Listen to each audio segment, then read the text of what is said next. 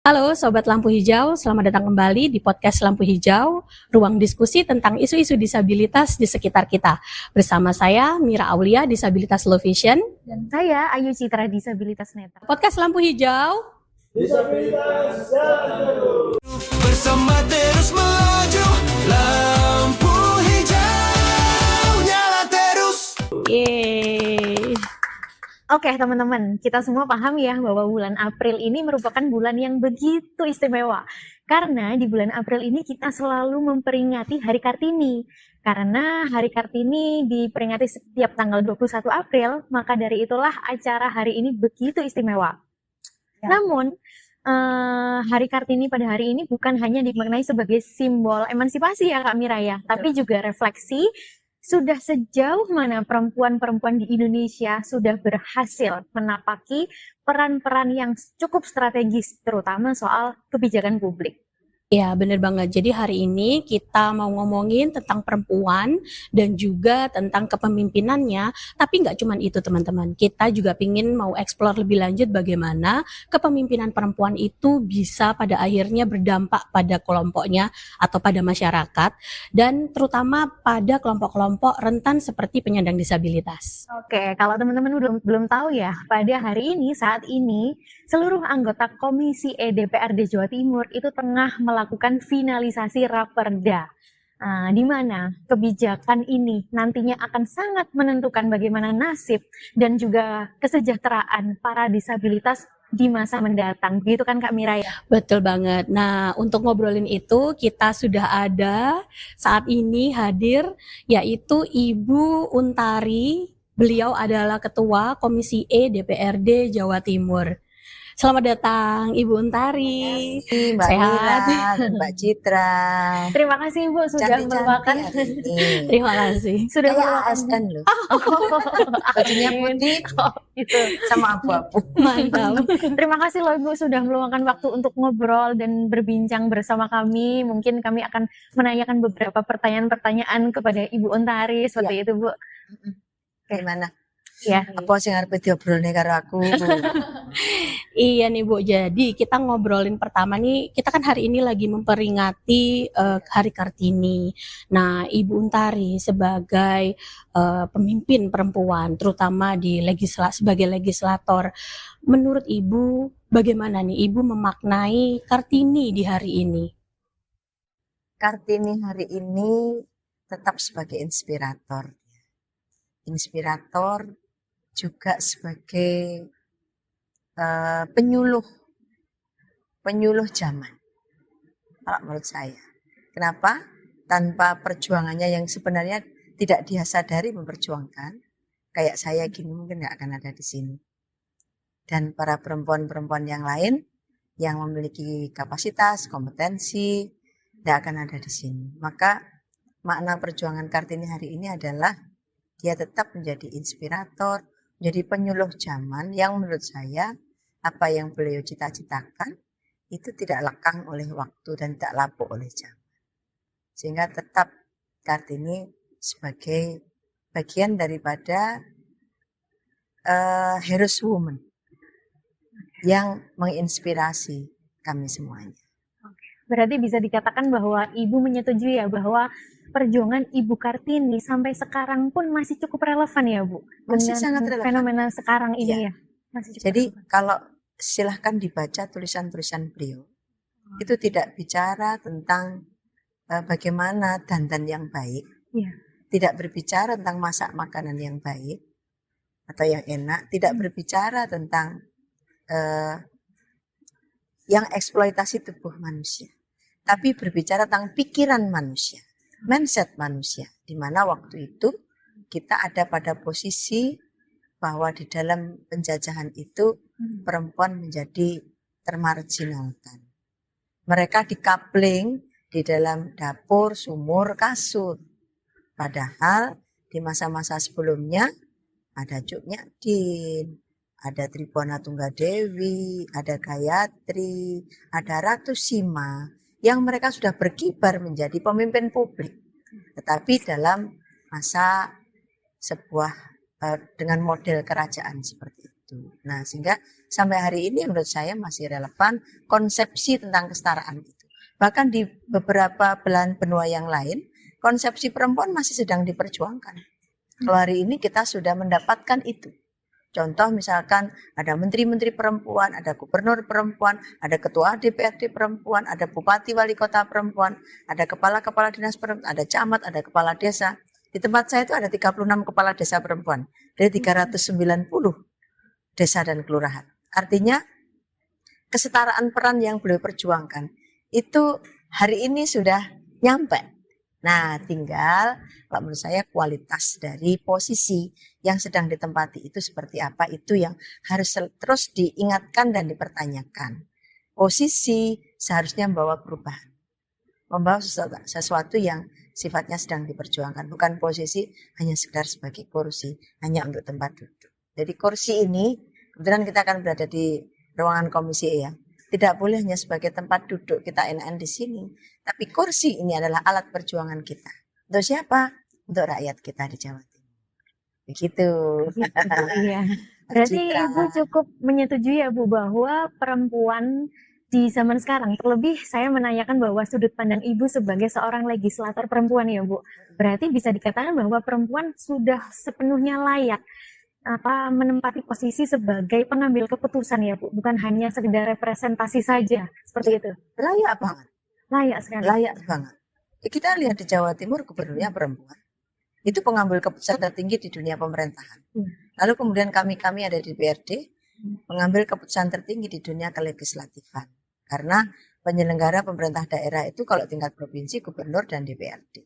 Artinya bahwa semangat Kartini itu menjadi sesuatu api yang terus-menerus tak kunjung padam untuk bisa menjaga bagaimana posisi kursi tadi itu, posisi palu, itu bermanfaat untuk kepentingan masyarakat. Masyarakat siapa ya? Seluruh masyarakat yang ada.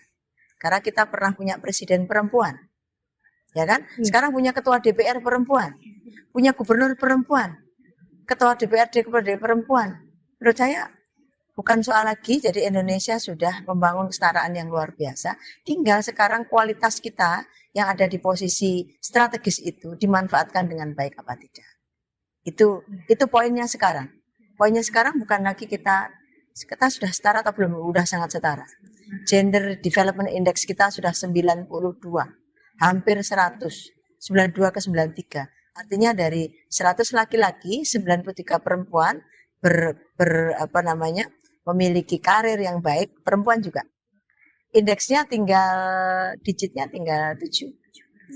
Pendek sekali itu.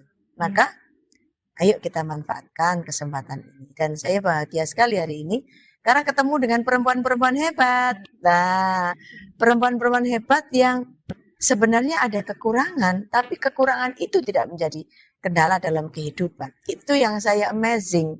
Dan saya berikan apresiasi yang luar biasa untuk teman-temanku Koalisi Difabel Jawa Timur yang memang terus-menerus berjuang untuk komunitasnya. Luar biasa itu. Nah ini Bu, ngobrolin tadi tentang ada koalisi disabilitas nih. Ini kita masuk ke substansi pembahasan tentang raperda ya, raperda disabilitas yang memang saat ini sedang Komisi E finalisasi ya. Nah ini sejauh mana sebenarnya, karena saya dengar juga teman-teman penyandang disabilitas itu banyak sekali dilibatkan pada proses pembuatannya atau proses di dalam penyusunannya. Nah ini saya mau tanyakan, sejauh mana sih teman-teman penyandang disabilitas itu dilibatkan di dalam prosesnya ini Bu? Ya, oke. Jadi saya dari dulu menjadi legislator ini kan sudah 2 kali di Kota Malang, lalu 3 kali di provinsi. Prinsip saya ketika kita akan menyusun perda itu, if I were you. Bukan if I, tapi if I were you. Artinya apa yang saya kerjakan itu, kalau aku ada di dalam objek perda tadi itu, yang mau diatur itu. Sehingga saya membangun empati, membangun kedekatan, harmoni dengan yang mau diberikan aturan-aturan. Memang di dalam negara yang bersifat hukum seperti ini, dengan penduduk yang tidak sedikit, 42 juta, segala sesuatu perlu diatur. Diatur melalui sebuah peraturan yang kalau di tingkat provinsi namanya peraturan daerah. Nah, pada saat ini Perda 3 tahun 2013 yang memberikan layanan untuk penyandang disabilitas itu dulu sifatnya adalah hanya bersifat charity. Jadi kayak ya sosial-sosialan gitu. Pendekatannya pendekatan sosial, pendekatan yang dikira orang yang tidak bisa setara. Nah, sekarang ini ada pendekatan baru yang namanya adalah human rights. Pendekatan kemanusiaan. Dan menurut saya itu tepat. Kenapa? Kita tidak boleh memandang fisik manusia sebagai sebuah halangan untuk dia maju, untuk dia berkembang, untuk dia mendapatkan hak-haknya. Tetapi kita harus berpikir bahwa apa yang akan kita kerjakan ini merupakan bagian daripada memberikan ruang gerak, memberikan pertumbuhan, mengatur proses berjalannya pada semua warga di Jawa Timur. Nah, tentang bagaimana keterlibatan teman-teman disabilitas, saya minta rekan-rekan disabilitas itu sampai ikut nyusun naskah akademik dan nyusun klausul-klausul. Kenapa itu saya lakukan? Karena biar naskah akademik ini di dalam proses kita menyusun ranperda harus ada naskah akademik. Nah, naskah akademik ini sebagai basis kita nyusun klausul-klausul dalam ranperda. Sehingga kalau teman-teman dilibatkan sejak awal, maka kita akan bisa mendengarkan sejak awal. Kalau toh nanti di tengah jalan klausulnya belum tepat, bisa diperbaiki. Tapi ruh perda itu, keterlibatan masyarakat pada proses itu terjadi. Itulah saya berkomitmen terus, teman-teman koalisi difabel untuk terus ikut mengawal ini. Memang legasinya ada di kami, legalitasnya ada di kami. Tetapi suara teman-teman melalui pertemuan-pertemuan yang kita berkali-kali bertemu, itu akan menjadi bentuk klausul-klausul pengganti perda yang sudah usang ini, udah 13 tahun, untuk mendapatkan payung hukum yang baru. Sehingga saudara-saudaraku semua, rekan-rekanku semua, para penyandang disabilitas itu hidupnya itu harus sama dengan yang lain. Kita memfasilitasi sama. Bahkan harus ada kebijakan inklusif untuk itu. Itu yang terus-menerus saya suarakan dan saya minta kepada semua perangkat daerah paham ini. Paham ini. Kenapa? Karena kita adalah pelayan masyarakat.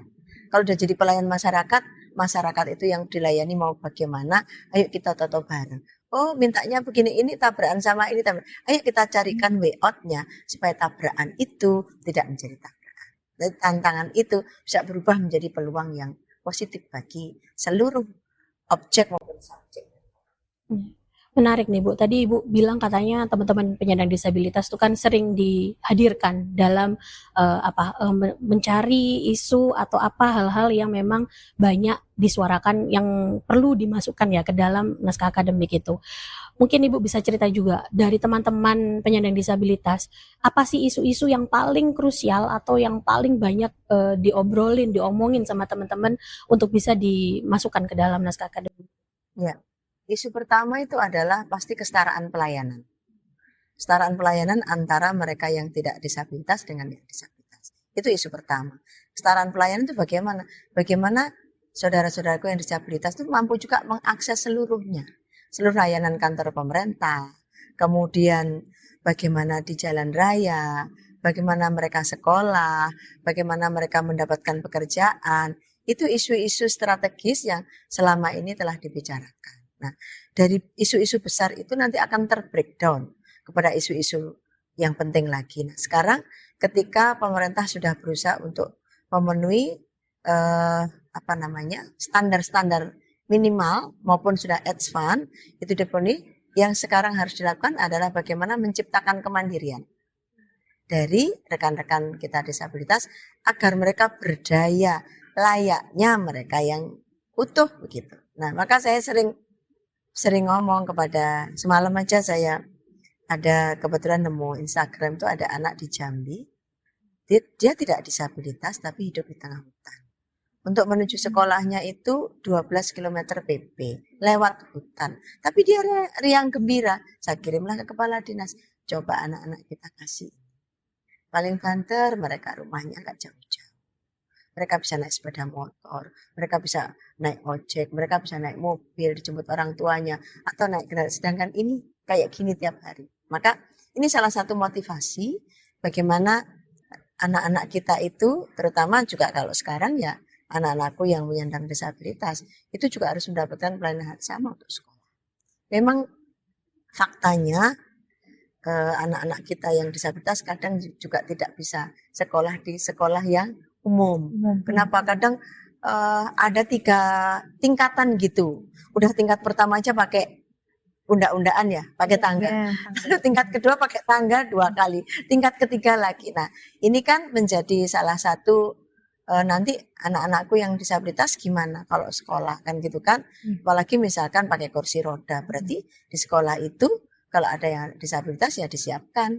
jalur Bagaimana landai. supaya jalannya kursi roda itu bisa jalan walaupun itu naik ke sampai tingkat 3. Dan kemudian layanan di sekolah itu misalkan dia harus sekolah dari situ. Ini yang sedang kita pikirkan sampai kepada juga bagaimana sekolah-sekolah ini kita memperbanyak lagi sekolah-sekolah untuk anak-anak kita yang utamanya di SLB. Sekarang SLB negerinya kan baru 6. Di Dan itu Jawa tanggung Timur jawab kah, Bu, ya? tanggung jawab pemerintah provinsi. Kalau SLB swastanya banyak, hampir 300-an lebih. Ini menurut saya peran serta masyarakat yang luar biasa, Iya. yang tidak bisa dinafikan. Walaupun harus membayar, tetapi kan memang orang kadang kan mikir ngapain susah-susah dirikan sekolah SLB, Iya. dirikan sekolah biasa aja dah, pikirannya nggak banyak gitu. Maka saya apresiasi betul lembaga-lembaga swasta yang mendirikan SLB ini, walaupun nanti harus anak-anak kita untuk bagaimana mereka juga harus membiayai biaya sekolah itu. Tapi saya lagi mikir apa ya yang bisa kita perlukan untuk anak-anak kita yang disabil ini. Pasti orang tuanya kan juga menderita ya. Iya. Nah, maka kita coba pikirkan barangkali bisa jumlahnya berapa kemarin kalau nggak salah sekitar 11.000 dari total jumlah siswa sekitar 1,3 juta yang ada di Jawa Timur itu siswa SMK dan negeri dan swasta. Tapi kemudian kalau ditambah dengan yang di luar itu pondok pesantren dan sebagainya, itu 7 juta lebih siswa kita. Maka kalau ada jumlahnya sekitar 11 juta di antara anak-anak kita yang kok 11 juta. 11.000 yang belum sekolah sama sekali. Lalu yang mereka putus sekolah itu sekitar 9.000 lebih. Ini kan yang menjadi PR-PR kita. Supaya walaupun pemerintah tidak akan mampu menjangkau semuanya.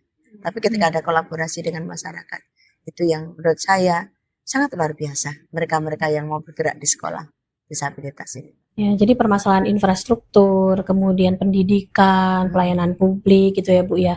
Nah itu tadi menarik lagi, saya dengar Ibu juga bilang tentang bagaimana menyiapkan teman-teman agar mandiri gitu ya. Mandiri itu nggak jauh-jauh dari kesejahteraan berarti ya Bu. Betul.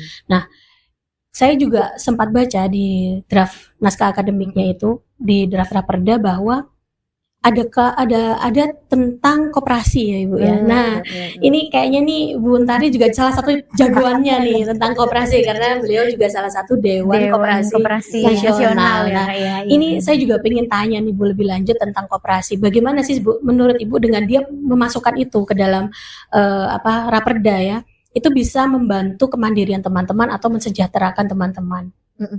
Jadi Ranperda ini kita minta seluruh perangkat daerah yang sekiranya itu bersentuhan kebijakannya dengan penyandang disabilitas, kita hadirkan semua untuk ikut bicara. Nah, salah satu program pemberdayaan ada yang urusan bina marganya, itu berarti Dishub sama bina marga. Ada yang urusan tentang sosialnya. Nah, ini urusan tentang ekonominya itu ada 2 institusi yang bisa kita ajak. Satu itu Dinas Koperasi dan UKM, yang kedua Dinas Perindustrian dan Perdagangan. Satu lagi nanti kalau dunia kerja itu di transmigrasi Disnaker. Nah, di koperasi ini kenapa sih perlu ada wadah untuk teman-teman disabil ini? Karena koperasi ini adalah sebuah lembaga, kelembagaan milik rakyat, dari rakyat, oleh rakyat, untuk rakyat. Kalau rakyatnya disabil, dari rakyat disabil, oleh rakyat disabil, untuk rakyat disabil. Dibikinkan sebuah bentuk kelembagaan agar dalam rangka untuk melaksanakan pengorganisasian ekonomi itu punya wadah. Karena dengan wadah ini nanti akan mampu menampung program. mampu menampung hal-hal yang sifatnya hubungan-hubungan kerjasama. Kalau nggak ada wadahnya nanti tidak bisa. Maka saya dorong untuk bisa membuat wadah dan alhamdulillah teman-teman menyambut itu. Akhirnya kemarin sudah lah tanggal berapa ya itu? Tanggal 18 kalau nggak salah ya. 18 atau berapa itu kita bisa membentuk koperasi Kodiva Jawara, Jawa Timur Juara kan, koperasi difabel. Kalau saya tanya ke dinas koperasi sebelumnya apa sudah ada? Sebelumnya ada satu di Sidoarjo. Nah ini harapan saya koperasi pemasaran difabel ini bisa menjadi wadah bagi gerakan ekonomi teman-teman. Saya sudah membuktikan kalau koperasi itu mampu mengangkat derajat kehidupan masyarakat. Karena saya sampai hari ini masih jadi ketua koperasi dengan anggota hampir 8.000 orang dan itu kebanyakan adalah perempuan. Dari simpan pinjam, dari akses yang kita bangun itu mampu mengentaskan banyak sekali orang keluarga-keluarga yang kurang mampu kemudian masuk jadi keluarga yang tenang. Di kelas menengah lah. Ada juga tapi yang sudah sampai bagus sampai advance itu ada. Mereka bisa mandiri sendiri, punya perusahaan besar yang kita tinggal nyandalkan ke tempat-tempat lain. Jadi penting sekali Mbak untuk urusan ini karena teman-teman agar punya lembaga ekonomi yang dimiliki sendiri, dikelola sendiri secara demokratis dan nanti dipakai hasilnya untuk membangun kesejahteraan bersama. Kenapa pilihannya koperasi bukan lembaga yang lain? Karena koperasi itu one man one vote. Berapapun orang menyimpan di koperasi maka suaranya satu itu. Yang kedua hasilnya separuh lebih itu dikembalikan pada anggota. Setelah dipakai untuk cadangan. Baru kemudian dipakai untuk hal-hal yang lain. Jadi saya yakin Kodiva ini kalau betul-betul diseriusi dengan manajemen yang profesional, dengan SDM yang memiliki integritas, pasti jadi. Karena saya sudah punya pengalaman mendorong membentuk koperasi-koperasi seperti ini dan jadi. Ada koperasi peternakan di Blitar. Ada koperasi pertanian di Ngantang. Belum lagi koperasi-koperasi wanita yang jumlahnya ribuan di Jawa Timur. Dan alhamdulillah jadi. Maka yakin saya asal teman-teman nanti di sisi SDM-nya, di sisi tata kelolanya, di sisi jaringannya, dan di sisi tata kelola termasuk pembukuannya itu benar-benar mengikuti arahan-arahan yang sudah ada. Pasti jadi. Itu Mbak Mira. Ya. Beralih dari itu ya Bu, beralih dari koperasi, kita bahas lagi mengenai Raperda. Nah, kita kalau boleh jujur ya Bu, kadang kebijakan itu kan sudah ada, namun terkesan sulit saat mengimplementasikan ya Bu ya. Menurut Ibu selaku pemimpin, kira-kira tantangan apa sih Bu yang paling besar dalam mengimplementasikan kebijakan tersebut Bu? Apakah dari segi regulasi kah, atau anggaran, atau mindset, atau seperti apa Bu, boleh diceritakan? Yang pertama mindset. Jadi kita harus buka mindset dulu. Mindsetnya para pengambil keputusan dan para pelaksana keputusan. Karena mindset yang lama, charity, udah sekedaran. Mindset lama yang ada di Perda Nomor 3 Tahun 2013 yang merujuk ke undang-undang sebelumnya. Mindset baru itu human rights. Kalau mindset baru ini dipegang, maka semua program itu, misalkan program untuk masyarakat Jawa Timur 100% gitu. Yang difabel berapa persen? Oh yang difabel sekitar 10% atau kemudian 15%. Nah program yang 100% tadi 15% harusnya diarahkan dengan difabel. Karena memang subjeknya ada. Gitu. Objek dan subjeknya ada. Nah itu pertama mindset. Yang kedua itu keterbatasan anggaran. Jadi saya memang beberapa kali sudah menyampaikan tahun 2023 kita sudah bisa pendapatan kita itu 32 triliun. Kemudian mulai tahun 2025 itu ada undang-undang HKPD. Maka pendapatan kita turun 4,2 triliun. Nah, kemudian tahun 2026 kena pemotongan TKD dari pusat 2,8 triliun.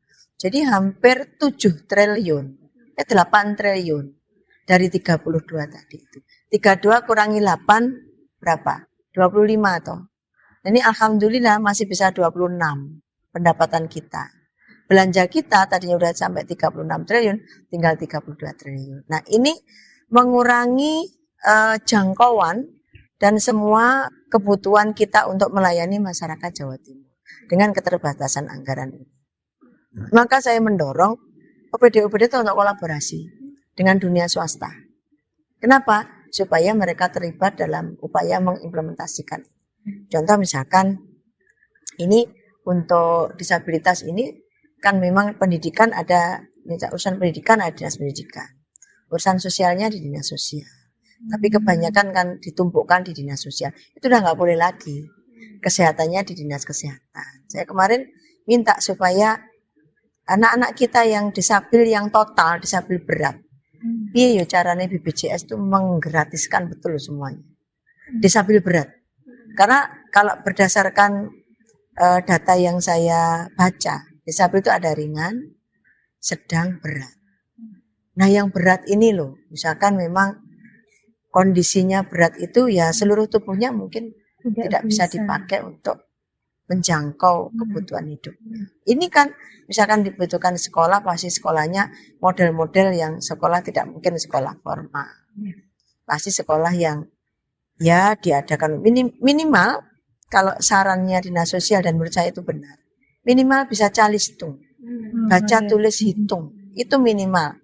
Nah kalau yang misalkan tunanetra pakai huruf braille gitu kan, yang tunarungu ya dia akan bisa pakai isyarat gitu. Kemudian yang tunawicara ya dia pakai isyarat juga. Itu menurut saya apa ya namanya, para orang-orang yang kompetensinya di isyarat itu harus ditambahkan lagi supaya setiap rapat-rapat misalkan itu harapan saya nanti ada yang namanya ini apa itu Mbak? Juru Nah, itu ada. Misalkan paripurna gitu. Ibu gubernur lagi ngomong apa, dijawab apa, juru bicara lagi menjawab apa. Itu ada yang begini-begini. Apa Mbak namanya? Juru bahasa isyarat. Itu mau saya sampaikan ke Sekwan sini karena empati kita dan juga kebutuhan menurut saya dari jutaan orang. Karena informasi publik harus bisa diakses oleh semuanya. Nah, yang mereka tidak bisa mendengarkan, kan tidak boleh tidak mendengarkan, kan ada bahasa isyarat, juru bicara isyarat. Bahasa isyarat itu saya kira nanti perlu di dunia pemerintahan. Nah, satu lagi Mbak, yang menurut saya perlu kita diskusikan adalah kompetensinya dari komunitas jenengan. Ini adalah pemerintah itu diberikan 2% untuk kewenangan dalam rangka merekrut disabilitas. Tapi kemarin BKD sudah menyampaikan pada kami stoknya yang selalu tidak ada. Ketika dibuka online kan semuanya sekarang online, nggak ada offline.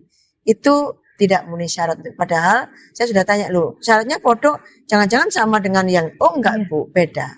Untuk disabilitas beda. Oke.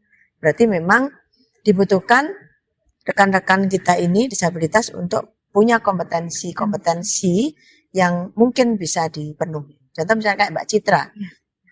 Kabur aja pandangannya, tapi pendengarannya masih bagus. Semua unsur di dalam fisiknya bagus. Artinya kan Mbak Citra cuma nggak bisa melihat aja, tapi untuk bisa menjadi karyawan dalam bagian ini mungkin bisa di bagian apa begitu kan?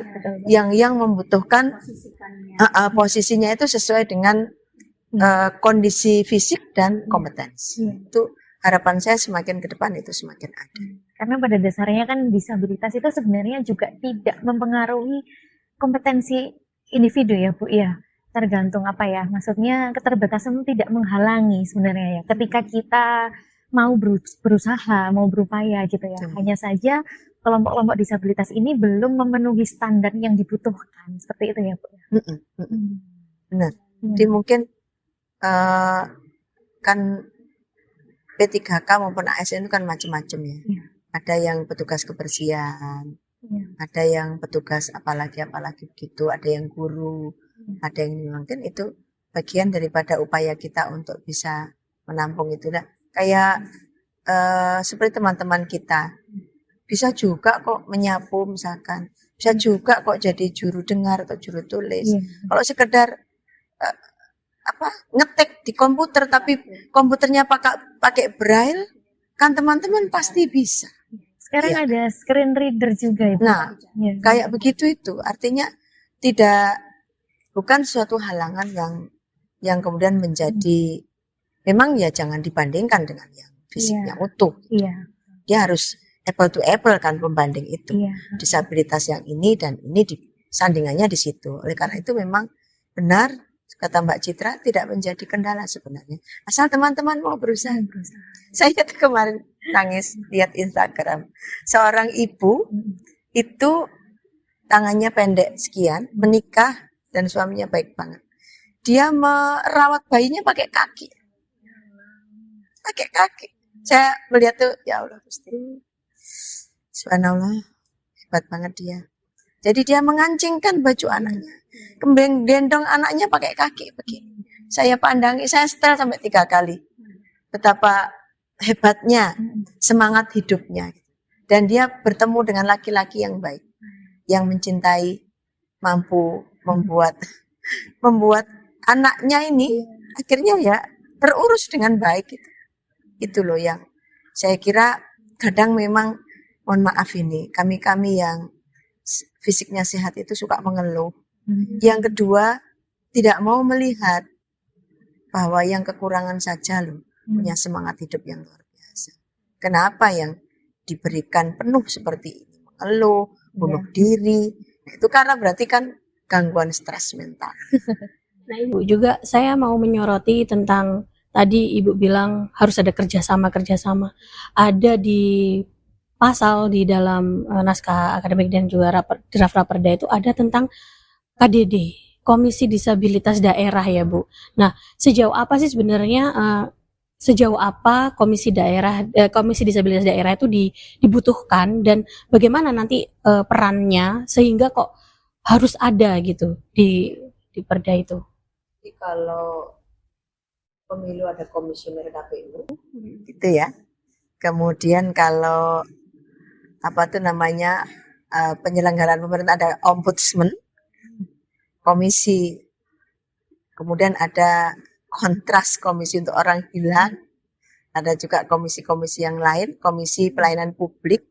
Nah, khusus disabilitas ini, kalau datanya yang benar adalah datanya teman-teman koalisi difabel 6 juta lebih di Jawa Timur, Raditesen 1.864, BPS 3.400. Ada 3 data ini. Nanti kita coba cari mana yang paling tepat. Maka pergerakan pemerintah maupun lembaga-lembaga swasta untuk memberikan pelayanan pada disabilitas ini kan perlu ada yang ngawasin. Iya. Kan gitu. Yang ngawasin siapa? Yang ngawasin pastilah kayak kami lembaga legislatif gini mau fokus disabilitas saja kan juga nggak mungkin. Maka kalau dibentuk komisioner semacam itu perlu supaya kemudian program pemerintah, swasta, misalkan kayak di mal-mal gitu kan, perlu adanya kursi roda, naiknya pakai, kemudian lift juga lift yang kemudian bisa dijangkau oleh para disabel ini. Itu yang menurut saya perlu ada pengawasan. Nah, sehingga kepentingan Komisi Disabilitas ini adalah menjaga supaya regulasi, program, capaian, dan keterlibatan masyarakat itu utuh kepada saudara-saudara kita. Ya, baik. Sepertinya Bu Untar ini empatinya begitu tinggi.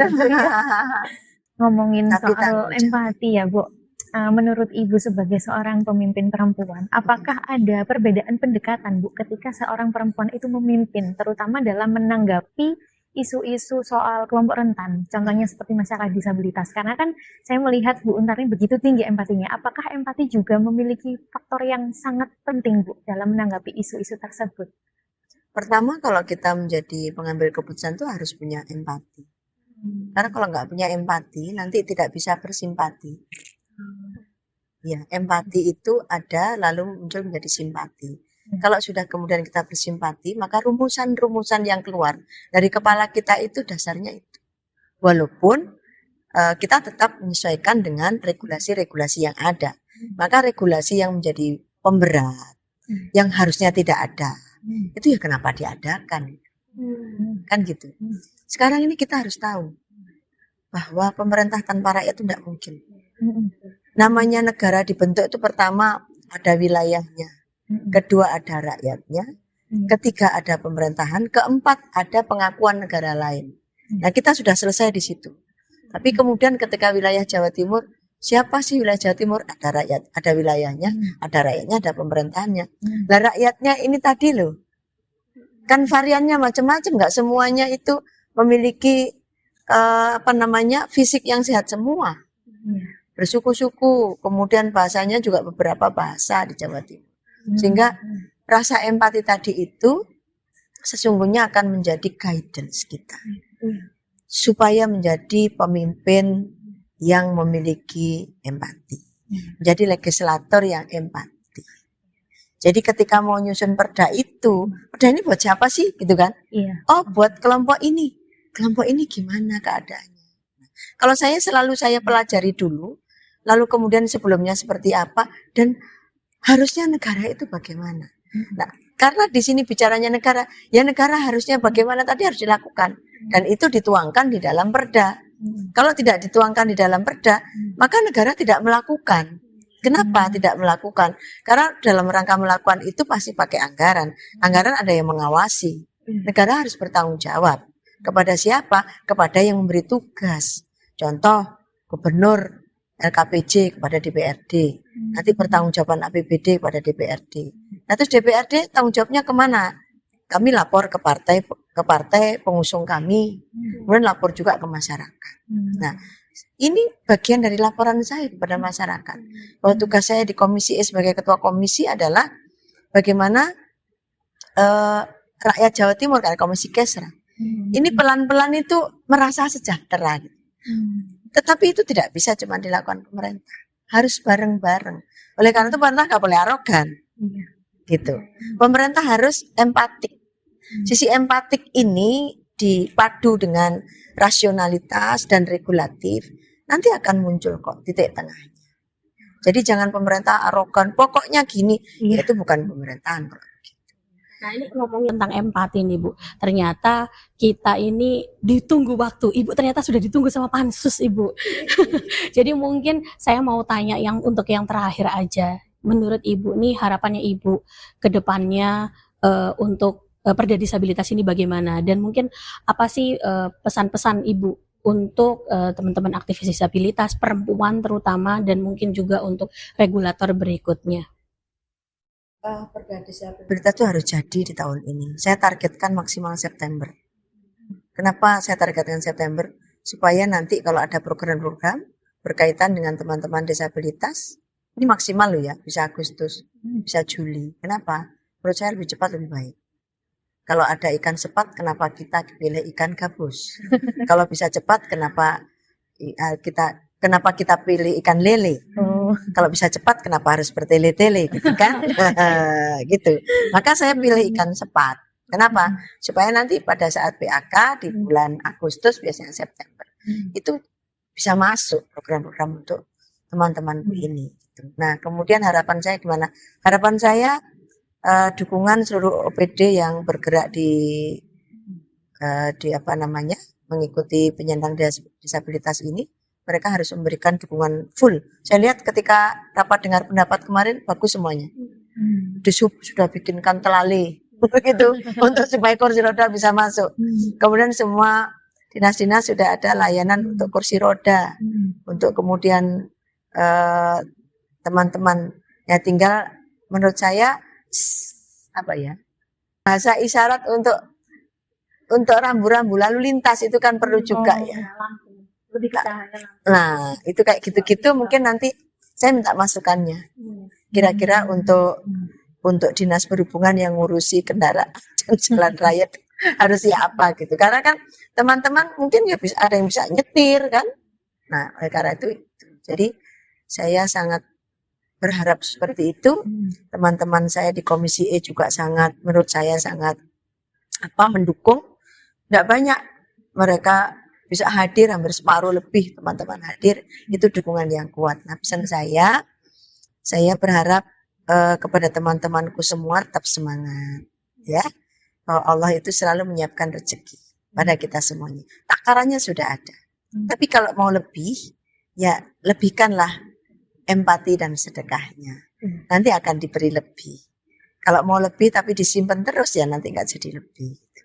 Nah teman-temanku yang pertama semangat. Yang kedua nanti mohon saya tetap akan kita ketemu untuk menyusun program.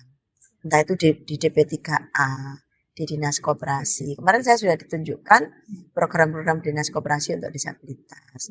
Nanti koalisi difabel ini saya minta untuk selalu dihubungi siapa yang akan dikirim dalam rangka untuk melatih berbagai yang diperlukan, menemukan kapasitas dan kompetensi teman-teman. Jadi keep spirit, gitu ya, stay menyala. Jangan pernah merasa bahwa kekurangan itu kekurangan, tapi anggaplah kekurangan itu kelebihan. Allah akan menyiapkan itu semuanya jika teman-teman tetap percaya bahwa Tuhan yang paling maha segalanya sudah.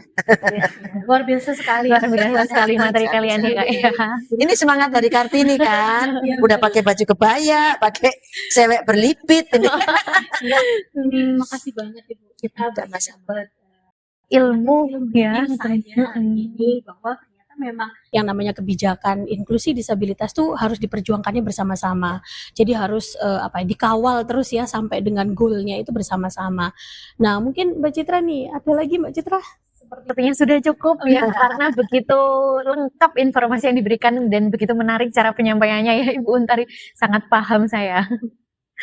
Oke. Jadi sampai kita cukupkan di sini. Iya. Kita akan bertemu. Iya. Teman-teman. Untuk teman-teman terima kasih sudah selalu mengikuti video-video yang kami bagikan. Jangan lupa like, komen, dan subscribe ya Kak channel podcast Lampu Hijau.